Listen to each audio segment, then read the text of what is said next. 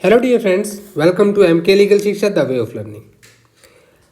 MK legal Shiksha के channel पर आपका हार्दिक स्वागत और अभिनंदन है। देखिए, क्रिमिनल प्रोसीजर कोड सीआरपीसी 1973 दंड प्रक्रिया संहिता 1973 का वीडियो सीरीज बना रहे थे और आज हम चैप्टर 4 की बात करेंगे। अगर अभी तक आपने चैनल को सब्सक्राइब नहीं किया है तो सबसे पहले सब्सक्राइब जरूर कर लें और साथ ही बेल आइकन को भी प्रेस करें, जिससे आपको नए नए वीडियोज़ के अपडेट्स मिलते रहें। देखिए, जो चैप्टर 4 है आपका, ये बात करता है power of superior officers of police. और क्या बात करता है ये साथ में, aid to the magistrate and the police. यानी कि एक तो सेक्शन 36 यहाँ आपको बताएगा। सेक्शन 36 बात करता है सुपीरियर पुलिस ऑफिसर्स की पावर, और 37 से लेके 40 तक भाई पब्लिक की क्या ड्यूटी है। जैसे हमारी फंडामेंटल ड्यूटीज़ होती हैं, लेकिन यहाँ पे जो ड्यूटी है वो लीगल ड्यूटी है, फंडामेंटल ड्यूटी नहीं है। यहाँ पे आपकी ड्यूटी बनती है बीइंग ए सिटीजन की आप भी पुलिस और मैजिस्ट्रेट की हेल्प करें, जिससे कि सोसाइटी से क्राइम को एलिमिनेट किया जा सके। तो ये जो प्रोविज़न दिए गए हैं ये सेक्शन 36 से 40 तक दिए गए हैं पूरे चैप्टर 4 के। तो आगे चलते हैं अपने वीडियो के साथ और देखते हैं कि इस चैप्टर में क्या बताया गया है। देखिए, चैप्टर 4 जो है power of superior police officer और एड टू द मैजिस्ट्रेट, दो तरह की चीज़ों की बात करता है। सेक्शन 36 से 40 ये हमने देख लिया। अभी देखिए, जो पुलिस स्टेशन जो होता है आपका, मैं बात कर रहा हूँ पुलिस स्टेशन की। पुलिस स्टेशन कहाँ पे डिफाइंड है सीआरपीसी में?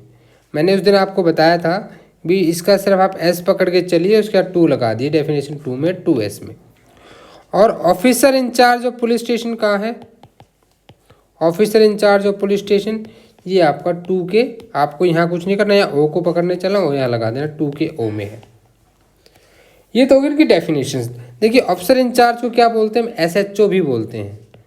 एसएचओ का मतलब क्या होता है? Station house officer.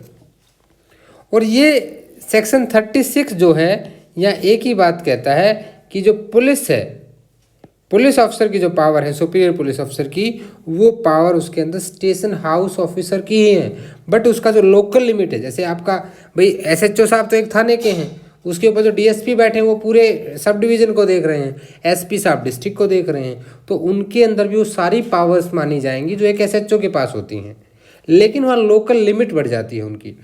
तो 36 इसकी बात करा है पुलिस की पावर की। और आप 37 से 40 किसकी बात करेंगे? भाई पब्लिक की क्या ड्यूटी है, कोई भी क्राइम होगा तो वो पुलिस को जाके बताएंगे ना, यही तो बात है। तो देखिए, दो चीज़ें आपकी यहाँ पे होगी कि 2O में officer in charge police station define है और 2 के S में आपका पुलिस स्टेशन डिफाइन है। अभी हम बात कर लेते हैं सेक्शन 36 की। देखिए, power of superior police officers and section 36 and aid to the magistrate and police, इस 2 पार्ट में इस पूरे चैप्टर को, किसको, चैप्टर 4 को डिवाइड किया गया है। अभी सेक्शन 36 देखिए जो बताता है power of superior police officer. ये छोटी सी बात कहता है यहाँ पे कि जो पुलिस सुपीरियर पुलिस ऑफिसर होगा, किससे सुपीरियर होगा? Officer in charge of police station से। ठीक है, एसएचओ से सुपीरियर। अगर एसएचओ साहब से कोई सुपीरियर है, एसएचओ आपका एएसआई हो सकता है, इंस्पेक्टर हो सकता है, डिपेंडिंग अपॉन भी गवर्नमेंट ने वहाँ पे क्या पॉलिसीज लगाई हैं, एसआई हो सकता है, सब इंस्पेक्टर। तो जो भी एसएचओ और उससे सीनियर व्यक्ति जो होगा वो सारी की सारी पावर एक्सरसाइज करेगा, same powers throughout the local area to which they are appointed. यानी कि जहाँ पे वो अपॉइंटेड है, जैसे डीएसपी एक कहीं डिवीज़न का है, सब डिवीज़न का है, तो जो सब डिवीज़न का वो एरिया है ना, उस पूरे के पूरे एरिया में डीएसपी साहब के पास एसएचओ वाली सारी पावर होंगी जो किसी पुलिस स्टेशन के एसएचओ के पास होती हैं। ये सेक्शन इतनी सी बात कहता है, आप इतना ही याद रखें इसमें। अभी आ जाते हैं 37 से। 37 के साथ आपको ना एक सेक्शन पढ़ना पड़ेगा, हम आईपीसी में ज़रूर जाना पड़ेगा, सेक्शन 187 ऑफ आईपीसी। मैंने आपको पहले ही कहा था कि हमेशा कोरिलेट करके पढ़ना है। देखिए, 187 ऑफ आईपीसी क्या कहता है कि omission to give aid to a public servant when acting officially. भाई रीजनेबली अगर कोई वो करता है तो उसका प्रोसीजर जो 187 का बताया गया वो 37 में बताया गया कि पुलिस कब असिस्ट करेगी मैजिस्ट्रेट और पुलिस को। सॉरी पब्लिक कब असिस्ट करेगी, सॉरी पब्लिक कब असिस्ट करेगी, मैजिस्ट्रेट और पुलिस को। देखिए ऐसा नहीं कि हर बार करेगी। मान लीजिए अभी पुलिस वाला आपको कुछ भी कह दे कि आप ऐसा कर दो, भले ही वो आपको लीगल काम करने के लिए कह दे, तो आप थोड़ी कर दोगे भाई। ऐसे क्या पता लगेगा कहाँ एड करना चाहिए। तो सीआरपीसी ने ये डाउट क्लियर कर दिया है कि ऐसा नहीं कि पुलिस वाले की मनमानी चलेगी। Every person is bound to assist magistrate और पुलिस ऑफिसर रीजनेबली। देखिए यहाँ पे कुछ वर्ड हैं जिनको आप अलग से अपने डायरेक्ट में हाइड करिए। क्या वर्ड है जो है यहाँ पे, रीजनेबली, यानी कि जो कर रहा है, डिमांड कर रहा है एड के लिए, वो रीजनेबल होनी चाहिए। और उसके लिए क्या क्या दे दिया उसने, किसमें 3 ग्राउंड दिए हैं यहाँ पे। पहला जो ग्राउंड दिया है, in the taking and preventing of escape of any other person whom such magistrate और police officer is authorise to arrest. यहाँ भी ध्यान दीजिए कि वो जिसे ऑथराइज हो, ऐसा नहीं है कि वो बोले कि रास्ते में किसी भी व्यक्ति को बोल दे किसको पकड़ना पकड़ो तुम, ऐसे नहीं। पुलिस वाला ऑथराइज होना चाहिए उसको अरेस्ट करने के लिए, यानी कि उस व्यक्ति ने या तो कोई कॉग्निजेबल ऑफेंस किया हो या को मैजिस्ट्रेट साहब ने उसके खिलाफ वारंट इशू किए हों। इन 2 सूरत में उसको पकड़ा जा सकता है। या वो नॉन कॉग्निजेबल में अपना एड्रेस और वो देने से मना कर रहा हो। तो इस हालात में जब वो बचने की कोशिश कर रहा है, वो पुलिस से भागने की कोशिश कर रहा है और पुलिस वाला आपकी एड मांगता है, तो आपको हेल्प करनी। अगर आप नहीं करते तो 187 ऑफ आईपीसी के तहत आपके ऊपर मुकदमा चलाया जा सकता है। फिर आ जाता है बी, सबसेक्शन बी। यहाँ पे क्या कहता है कि इन द प्रिवेंटिंग और सुप्रेशन ऑफ ब्रीच ऑफ पीस।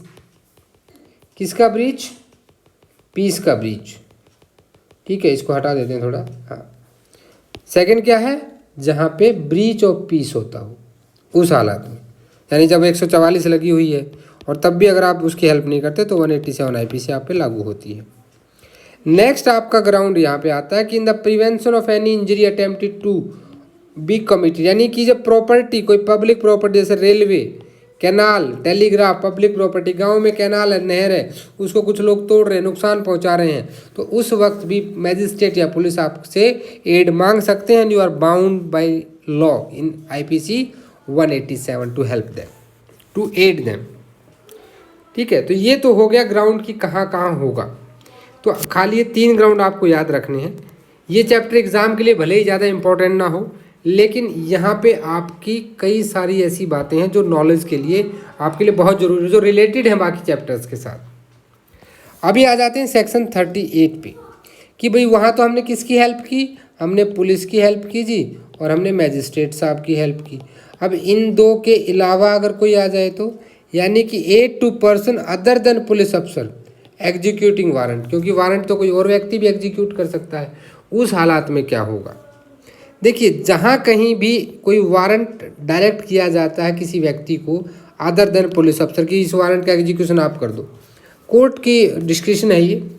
तो जो दूसरा व्यक्ति है may aid the execution of such warrant any other person, यानी कि वहाँ भी उसको भी एड की जा सकती है उसके एग्जीक्यूशन ऑफ सच वारंट में। कौन से केसेज में, जो हमने 37 में पढ़े हैं। If the person to whom the warrant is directed be near at hand and acting in the execution of warrant, उसकी भी एड करनी है, उसकी भी मदद करनी है आपको यहाँ पे। नाउ 39 बात करता है कि भाई जो इन्फॉर्मेशन, मान लीजिए आपके गांव में कोई गलत काम हो रहा है, कुछ व्यक्ति इकट्ठा हुए और उन्होंने देखा कि भाई एक अनलॉफुल असेंबली बना ली है और वो कुछ पब्लिक में तोड़ फोड़ करेंगे, कुछ ब्रीच ऑफ पीस करेंगे, तो उस केस में क्या होगा। तो भैया यहाँ 39 ने आपको बता दिया कि every person means every person aware of the commission of, यानी जिसको पता लग जाए कि कोई अपराध हो गया है या इंटेंशन पता लग जाती है किसी दूसरे व्यक्ति की कि अपराध होने वाला है। जैसे 2 लोग बात करते हैं कि हम उसका मर्डर कर देंगे, उसको पता लग गया, इंटेंशन पता लग गई, तो वो तभी जाके बता देगा। अब कौन कौन से ऑफेंसेस होंगे वो भी यहाँ डिफाइन कर दिया है। बहुत जो माइनर ऑफेंसेस जहाँ पे होते हैं ना, तो माइनर ऑफेंसेस की इन्फॉर्मेशन देने की ज़रूरत नहीं होती है। अब मान लीजिए किसी 2 व्यक्ति में गाली गलौच हो गया, तो इसके लिए आपको पुलिस को जाके बताने की ज़रूरत नहीं है। ये आपको तभी बताना है जब ऑफेंसेस माइनर ना हो।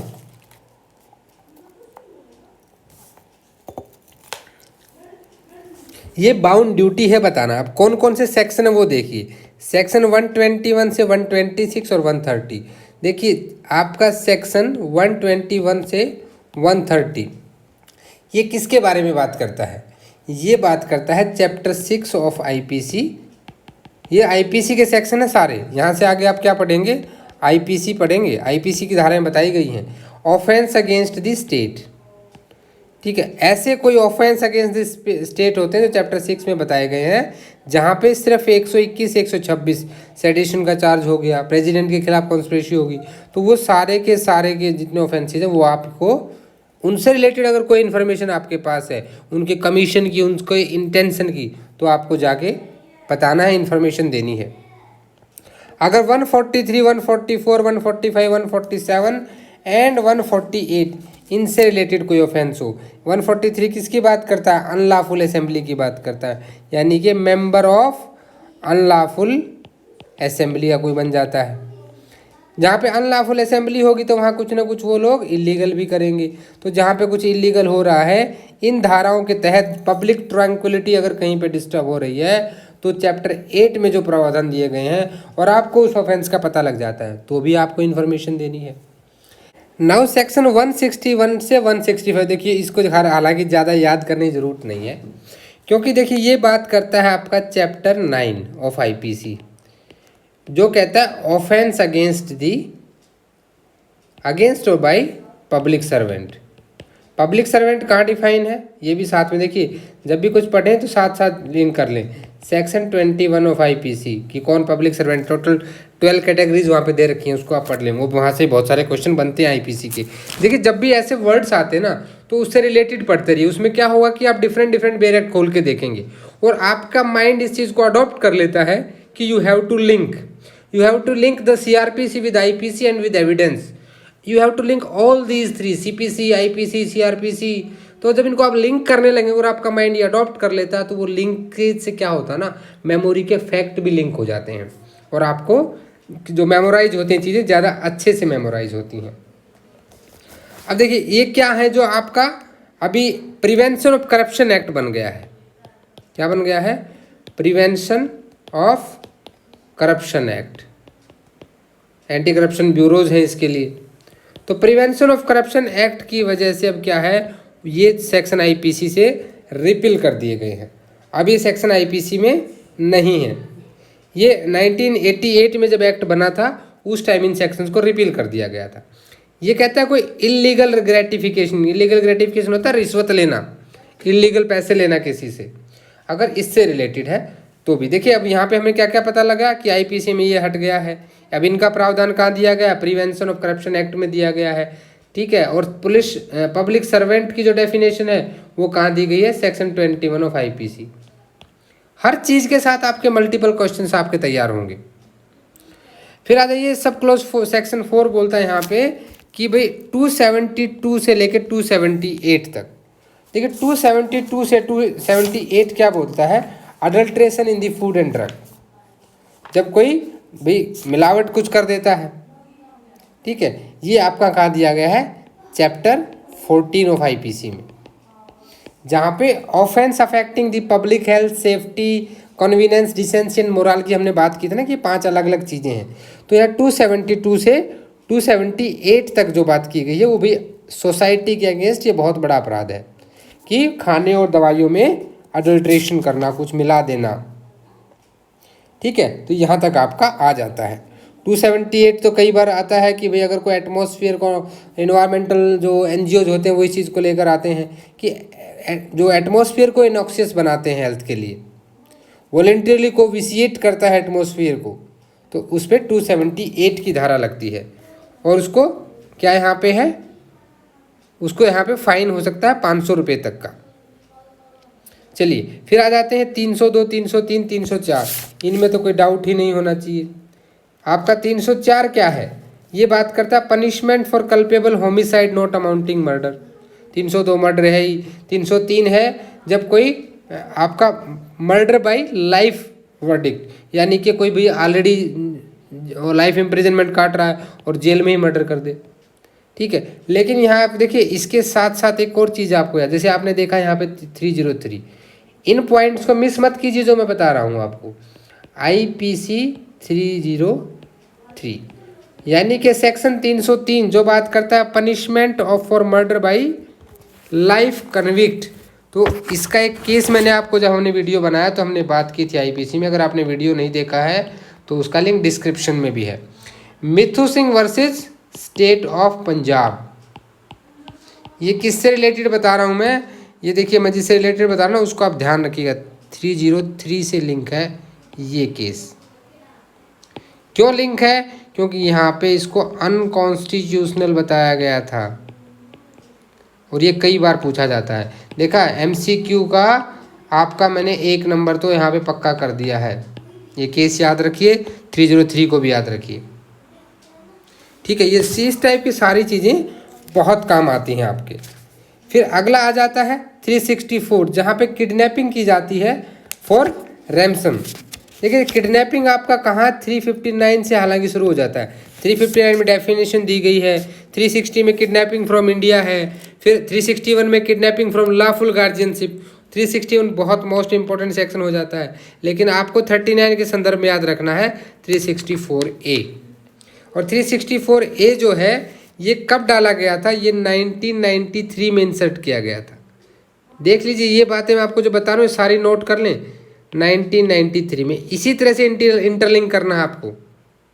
किडनैपिंग फॉर रैंसम, जब कोई किसी को किडनैप या अबडक्ट कर लेता है और उसको डिटेंशन में रखता है किडनैपिंग के बाद या अबडक्शन के बाद, और थ्रेटन देता है कि नहीं अगर ये इतना पैसा नहीं दिया तो आपके बंदे के टुकड़े मिलेंगे, आपको छोटे छोटे पीस करके दे देंगे। फिल्मों में आपने बहुत देखा होगा, ठीक है। तो उस केसेज में उसको क्या मिल सकती है? लाइफ इम्प्रिजनमेंट तक की सज़ा मिल सकती है।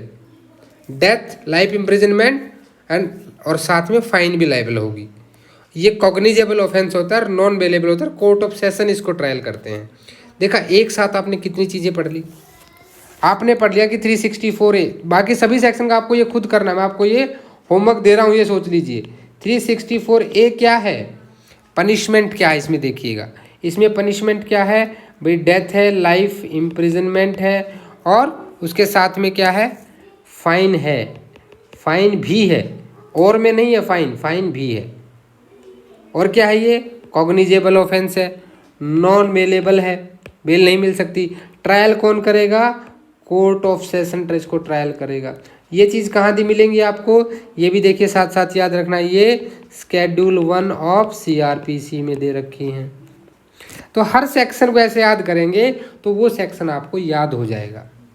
इसीलिए मैं बोल रहा था कि ये सेक्शन आपके लिए इसलिए इंपॉर्टेंट हो जाता है ये पूरा चैप्टर, कि यहाँ पे IPC के बहुत सारे सेक्शन दे रखे हैं।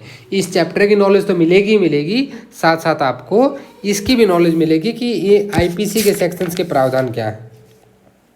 चलिए नेक्स्ट देख लेते हैं 382, offence of theft after preparation made for causing death, hurt और रिस्ट्रेंट। जब कोई थेफ्ट के बाद ऐसा वो करता है तो भी वहाँ पर भी क्या है ऑफेंस जो आपका, उसकी अगर जो आपको इन्फॉर्मेशन मिलती है तो वो भी आपको देनी है। ऐसी इन्फॉर्मेशन देखिए जितने ऑफेंस हैं मैक्सिमम सारे के सारे सीरियस ऑफेंसेस हैं। अब इसमें ही अगर मैं बात करूं तो भैया 10 साल की रिगरस पनिशमेंट मिलती है हमें, 10 साल की, और उसके साथ में फाइन तो लगेगा ही लगेगा आपको।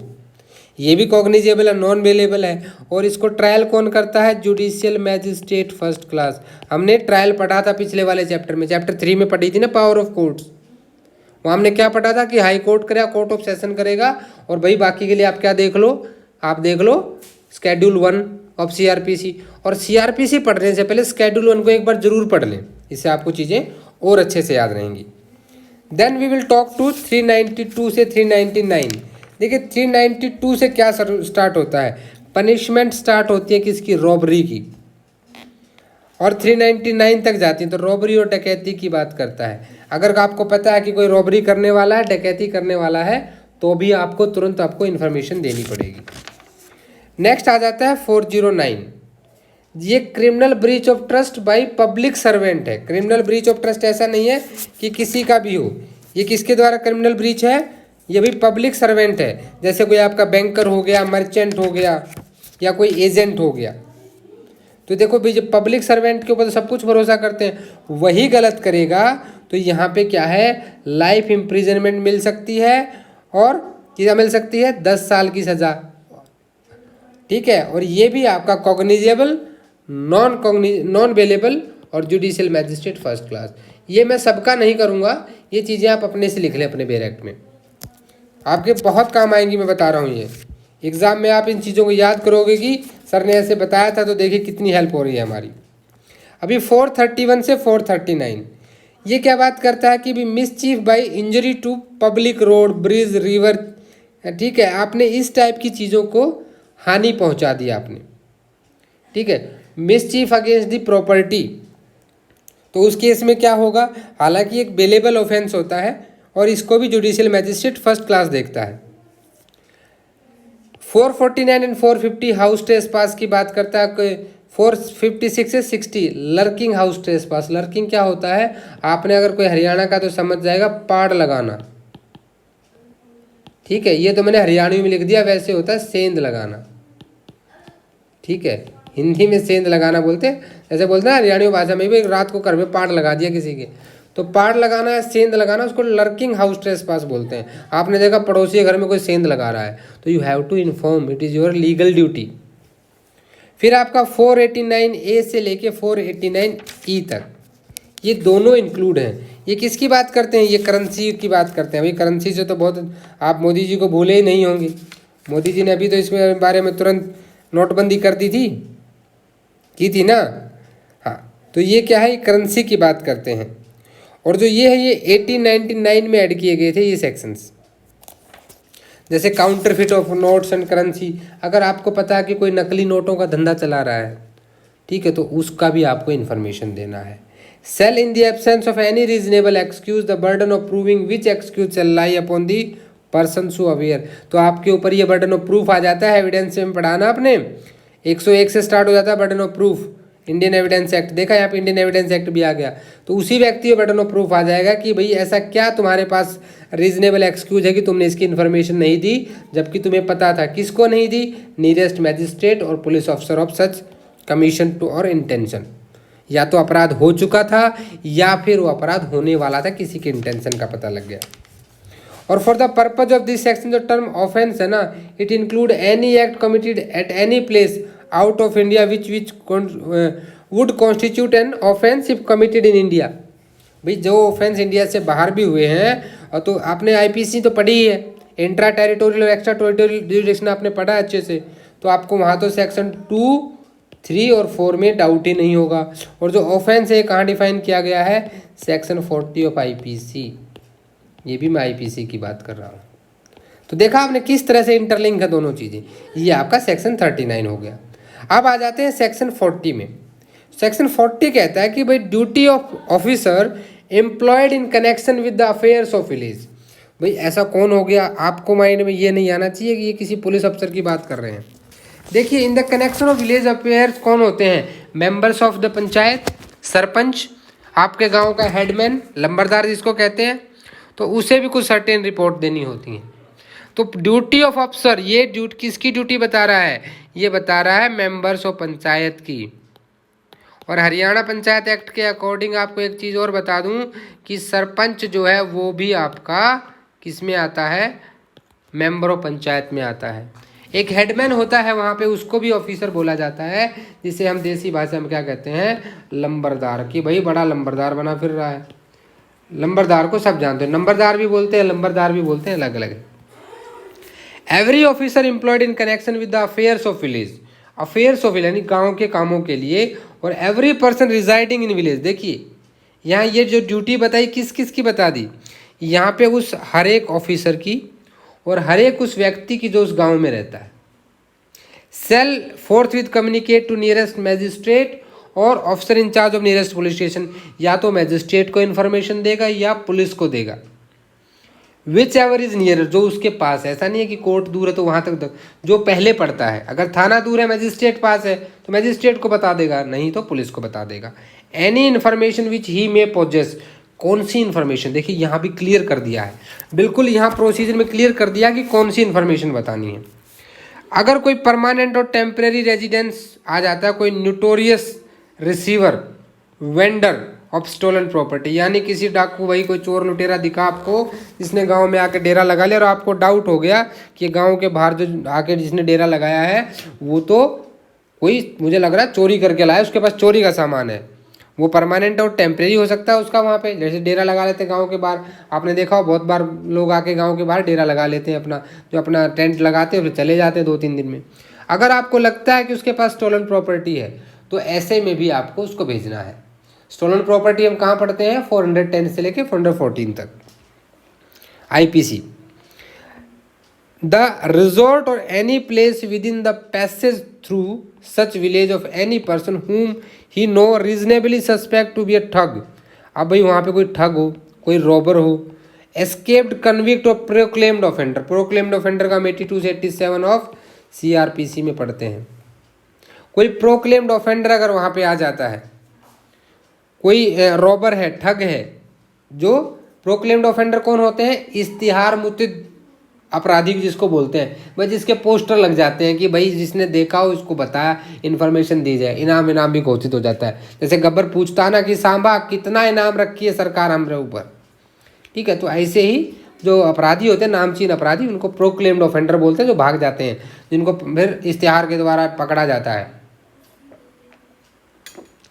प्रोक्लेम्ड ऑफेंडर जब 82-87 पढ़ते हो ना आप, देखिए हम पढ़ते पढ़ते कहीं भी चले जाएंगे CRPC 82 से 87 में आगे पढ़ेंगे डिटेल में। हालांकि यहाँ से कई बार क्वेश्चन आता है प्रॉपर्टी अटैचमेंट का, तो यहाँ जब किसी प्रोक्लेम्ड ऑफेंडर की प्रॉपर्टी अटैच की जाती है तो 6 महीने तक उसे बेचा नहीं जाता है।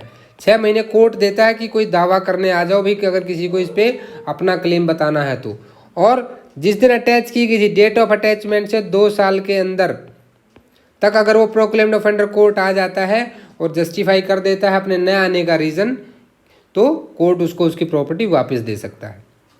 इसको भी साथ में नोट कर लें, देखें कहाँ से कहाँ इंटरलिंक करना है, इसी तरह से हमें सब कुछ इंटरलिंक करते हुए चलना है। चलिए अभी हम देखते हैं नेक्स्ट, अगला क्या आ जाता है हमारा कि कमीशन ऑफ और इंटेंशन। देखिए कमीशन भी हो सकती है, इंटेंशन भी हो सकती है। Near such village any non bailable offence, कोई नॉन वेलेबल ऑफेंस अगर हो रहा हो, या offence punishable under section 143, unlawful assembly का मेंबर कोई बनने की कोशिश कर रहा है, 144, 145, 147, 148, कॉमन ऑब्जेक्ट हम पढ़ते हैं जहाँ 149, ये सब क्या बात कर रहे हैं, ये सब बात कर रहे हैं पब्लिक ट्रैंक्विलिटी के अगेंस्ट, पब्लिक ट्रैंक्विलिटी के अगेंस्ट में जितने ऑफेंसेज होते हैं ये कहाँ आते हैं, चैप्टर 8 ऑफ IPC, जहाँ हमने पढ़ा था ना 141 से 160 तक, ये आपके चैप्टर 8 में आते हैं। चलिए फिर इसका आगे फर्दर ये सेक्शन क्या कहता है कि द कमीशन और इंटेंशन टू कमिट, या तो हो गया हो या करने की इच्छा हो किसी की भाई, at any place out of India near such village, उस गांव से बाहर, इंडिया के गांव के तो बगल में पर इंडिया से बाहर है, कोई भी ऐसा एक्ट जो अगर इंडिया में कमिट होता तो वो ऑफेंस होता, और पनिशेबल है कौन से सेक्शंस में, 231 से 238 तक, 302 मर्डर, 304 नेग्लिजेंस से डेथ, 382, 392 से 399, 489 A, B, C और D, 402, 435, 436, 449, ये सब मैं नहीं बताऊंगा सेक्शन, ये होमवर्क आप करेंगे कि इन सारे सेक्शनों को अपने CRPC के बेयर एक्ट में लिखेंगे कि कौन सा ऑफेंस किससे रिलेटेड है, कौन सा सेक्शन किससे रिलेटेड है। Any matter likely to affect the maintenance order of the prevention of crime, safety of person, property, respecting which the district magistrate by general or special order made the provision, sanction of state government has directed him to communicate the information। अगर भाई किसी property की देख रेख के लिए, उसको बचाने के लिए, क्राइम को रोकने के लिए DM साहब ने, अभी DM साहब को देखो, DM तो एक ऐसा वर्ड हो गया जिसको सबको पता लग गया, जब से शैलेंद्र यादव साहब ने आसाम वाला शादी समारोह वाला जो कांड हुआ है उसके बाद से दुनिया, भारत का तो बच्चा बच्चा जान गया है कि हम DM की पावर क्या होती है, DM क्या होता है। चलिए हम उस मुद्दे पर नहीं जाएंगे, वो एक अलग मैटर है। तो यहाँ पे जो डिस्ट्रिक्ट मैजिस्ट्रेट अगर गवर्नमेंट के सैंक्शन से उसने कुछ ऐसा बनाया है कि भाई ऐसी इन्फॉर्मेशन कम्युनिकेट करनी होगी तो वो भी कम्युनिकेट करना ड्यूटी बन जाती है। अभी नेक्स्ट आ जाता है, देखिए अभी तक तो हमने पढ़ा कि ड्यूटी क्या क्या है, लेकिन इस सेक्शन में बार बार एक जगह हुई विलेज। अब विलेज क्या है भाई, विलेज लैंड, विलेज लैंड्स क्या होती हैं भाई, आपने गांव में कभी वो नकल निकलवाई होगी जिसको फ़र्द बोलते हैं, एक वर्ड यूज होता है फ़र्द, ठीक है, फर्द आपने निकलवाई होगी। तो वो क्या होता है, एक वर्ड यूज होता है हदबस्त, यानी कि जो गवर्नमेंट के रेवेन्यू रिकॉर्ड में है, उस गांव की वो जमीन जो रेवेन्यू रिकॉर्ड में है वो विलेज लैंड के नाम से जानी जाती है। दूसरा है यहाँ पे प्रोक्लेम्ड ऑफेंडर के बारे में बताया गया है। ये प्रोक्लेम्ड ऑफेंडर ऐसे व्यक्ति को इंक्लूड करता है जो ऑफेंडर है किसी भी कोर्ट के अथॉरिटी के द्वारा in any territory of India. मान लो तमिलनाडु का कोई कोर्ट ने ऑफेंडर घोषित किया, वो हरियाणा में मिल गया तो भी वो ऑफेंडर है, ये आपको इसमें याद रखना है। तीसरी चीज़ यहाँ पे आ जाता है कि officer employed in connection with the affairs of the village. इसका मतलब है कि member of panchayat of the village and include the headman. भाई अब इस हेडमैन को देखो, ये हेडमैन कौन है, जो मैंने कहा था ना नंबरदार। देखो मैंने एक जगह नंबरदार लिखा है, नंबरदार लिख रहा हूँ, तो ये सबका अलग अलग है। नंबरदार होता है, नंबरदार एक मात्र ऐसा व्यक्ति है, हेडमैन एक ऐसा व्यक्ति है, मकान की रजिस्ट्री करानी हो, प्लॉट खरीदा हो, कुछ और हो, जहाँ पे कुछ भी काम हो, आपकी शिनाख्त, आपकी पहचान जो बताएगा, इस बात की विटनेसिंग करेगा कि जी मैं इस बंदे को जानता हूँ, हाँ यही सो एंड सो है, क्योंकि हेडमैन गांव के सब व्यक्तियों को जानता है, ऐसा माना जाता है। और मेंबर ऑफ पंचायत भी उसमें इंक्लूड है ऑफिसर की कैटेगरी में, या फिर कोई दूसरा व्यक्ति जो अपॉइंट किया गया है, ऐसा कोई फंक्शन जो उस गांव के एडमिनिस्ट्रेशन से रिलेटेड है, इसमें ग्राम सचिव भी आ जाता है। और हरियाणा पंचायत एक्ट, क्योंकि आप हरियाणा जुडिशरी का एग्जाम देने वाले हैं, तो हरियाणा पंचायत एक्ट के हिसाब से भाई मेंबर ऑफ पंचायत में हमारे सरपंच साहब भी इंक्लूड होते हैं, ये आप याद रखिएगा। आई होप आपको अच्छे से क्लियर हो गई होंगी चीज़ें इस सेक्शन में। Thanks for watching this video अगर अच्छे लग रहे हैं तो इसे लाइक भी कर दिया करो यार। अब इतनी मेहनत से वीडियो बनाता हूँ, आप लाइक भी नहीं करते हैं। अपने दोस्तों में शेयर भी करें, और भाई बार बार कहने पर भी कोई कमेंट नहीं करा, कमेंट करके बता तो दो कि आपको वीडियो लग कैसे रहे, कोई सजेशन है सजेशन दे दो। अच्छे लग रहे हैं तो लाइक कर दीजिए। चैनल को तो आपने, मुझे पूर्ण विश्वास है कि आपने इसको पक्का सब्सक्राइब कर ही लिया होगा। और साथ ही आप मुझे मेल कर सकते हैं, टेलीग्राम चैनल का लिंक नीचे दिया गया, आप हमारे टेलीग्राम चैनल को भी ज्वाइन कर सकते हैं। और सीआरपीसी की सीरीज़ को देखिए लास्ट तक, ये आपके एग्जाम में बहुत काम आएगी आपकी। मिलते हैं नेक्स्ट वीडियो में with chapter 5 arrest of person. तब तक के लिए जय हिंद, जय भारत।